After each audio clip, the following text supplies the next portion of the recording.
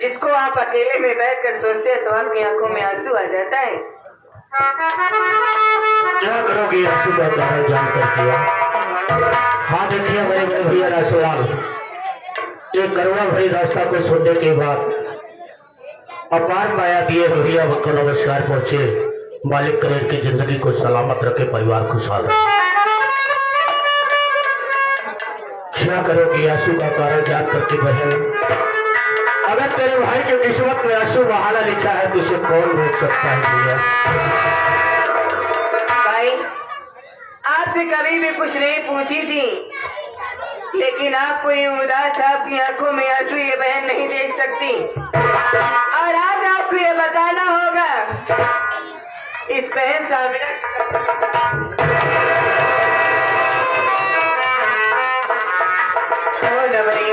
ये क्या किया भैया? आज तूने अपनी कसम मुझे क्यों दे दिया? बचपन से लेकर के आज तक हमने तेरी आंखों में आंसू नहीं देखा था। आज तूने रमा के सामने आंसू बहाया है तो सिर्फ आंसू का कारण जानने के लिए। तो आज तेरा भाई तुझे आंसू का कारण बताएगा, लेकिन बताने से पहले आज तुझे सीने पर पत्थर जमाना होगा कि आंसू क्यों और किस लिए बहाता हो। आज तलक के राज हमने अपने सीने में छिपाया था। सुनिए मेरी बात को, मैं बता रहा हूँ।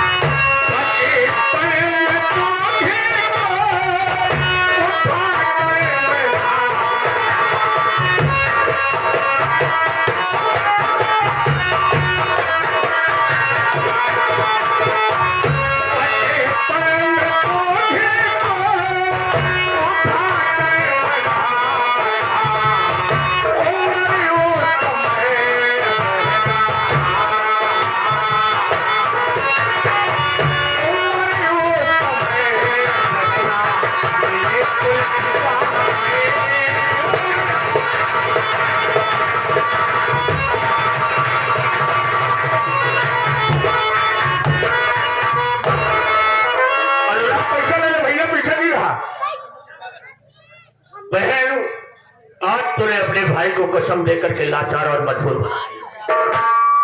हाँ देखिए गरुआ भाई रास्ता को सुनने के बाद हमारे भाई रोशनलाल जी 100 रुपए में 21 रुपए का पुरस्कार भैया को नमस्कार। इसे प्रचार करावा तो जो करे जहाँ प्रचार नहीं कर पाए। हाँ विनोद भैया रोशनलाल आपको याद करता हूँ जहाँ हम मिलने भाई स्टेट के बगड़ी खड़ा हूँ। आज से 15 साल पहले की बात है बहन, मैं खेतों में काम करने के लिए गया था। जब खेतों में पहुंचा तो मुझे तेरे रोने की आवाज सुनाई दी। मैं चारों तरफ घूम कर देखने लगा लेकिन मुझे कुछ दिखाई नहीं दिया बहन। जब थोड़ी दूर आगे बढ़कर देखा तो तू एक झाड़ के पीछे रोती हुई पड़ी थी। तुझे देखने के बाद मुझे दया आई, मैं दौड़कर तुझे अपनी गोद में उठा लिया। मालिक ने मुझे सब कुछ दिया था लेकिन परमात्मा ने मुझे बहन नहीं दिया। जब मैंने तुझे गोद में उठाया तो तेरे गले में एक ताबीज थी, जिस ताबीज पर सामला लिखा हुआ था। जब सामला का नाम हमने देखा तो मुझे एहसास हुआ कि तू किसी मुसलमान की बेटी है। लेकिन मैंने अपने दिल में सोचा कि अगर परमात्मा ने मुझे दिया है तो मैं इसे घर जरूर ले जाऊंगा। मैंने तुझे उठा करके घर लाया, तेरा पालन पोषण किया, तुझे भाई का प्यार दिया और तुझे अपने धर्म की बहन बनाया। जब तुझे बचपना याद आती है मुझे तेरे माता पिता और यही सोचता हूँ कि अगर दुनिया में सलामत होंगे तो आप यही सोचते होंगे कि मेरी बेटी इस दुनिया में जिंदा है कि अल्लाह को प्यारी हो गई। वो दिन जब मुझे याद आता है तो आंखों में आंसू आ जाते हैं बहन। जब आंखों में आंसू आ जाते हैं तो ऐसे अकेले में बैठकर अपने गम को मिटा लेता हूँ और आंसू की धारा में धो देता हूँ। भाई इतना बड़ा राज, इतना बड़ा सच अपने सीने में लेकर के आप जी रहे थे। अगर मैं आज आपको अपनी कसम न देती तो शायद ये बात मुझे कभी मालूम न होती कि मैं आपकी सगी बहन नहीं पराई हूँ। हमारी बात सुनो भाई। बोलो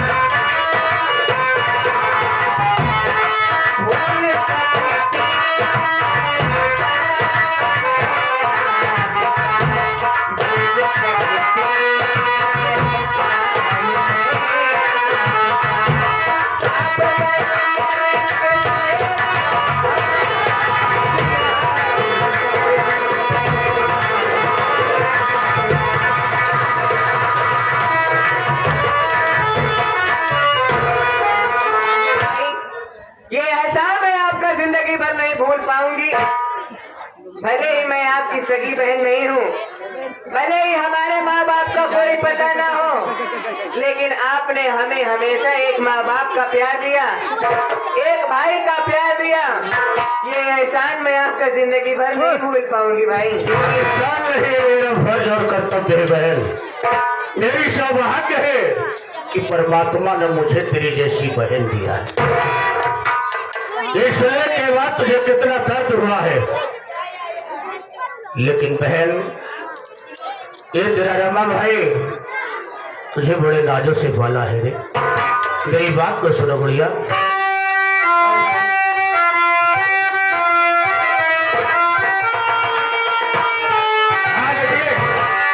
ये वही रोशनलाल हमारे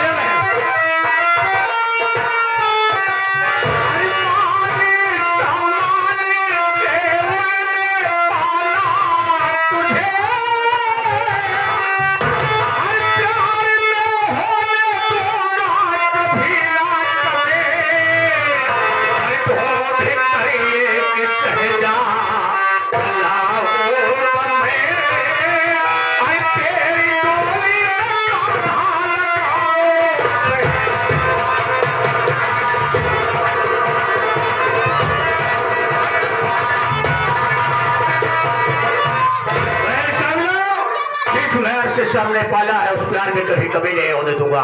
तेरे भाई के दिल में तमन्ना है, अभिलाषा है, एक अच्छा सा ज्यादा लूंगा, तेरी शादी रचाऊंगा, दरवाजे पर बारात बुलाऊंगा और शहनाइयां बजवाऊंगा, तुझे दुल्हन बनाऊंगा। जब तो डोली में बैठेगी तो तेरी डोली उठा कर अपने कंधे से तेरे ससुराल पहुंचाऊंगा। भाई मैं आपकी इन भावनाओं की कदर करती हूँ, जानती हूँ कि हर एक भाई के दिल में अरमान होता है, ख्वाहिश होती है, तमन्ना होती है कि वह एक दिन अपनी बहन की डोली उठाएगा, धूमधाम से बारात सजाएगा।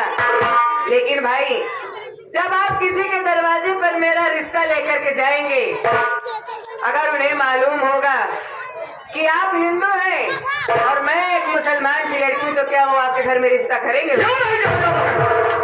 क्यों शादी नहीं करेगा?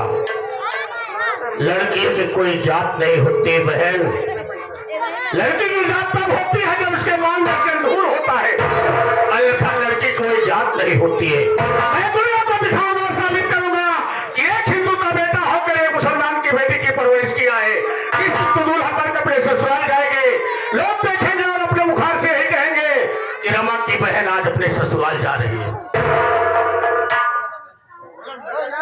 भैया सही कहा था, तू परेशान जिन हुआ।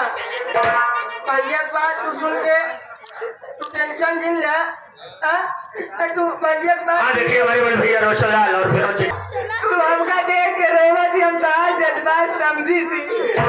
तू भैया तू का जवन करे तू बड़ी हम के फिर वही समझ दिया। एक दिन पिराई हटाई दे तो फिर बोल दे। नहीं भैया, अबे पिरवाई नहीं पराई है बोल रही है। तू पढ़ाई समझ दिया, तू रोवा जी, तू टेंशन जिन करा, पहले तू पढ़ाई हो गई है। कहाँ करना होगी?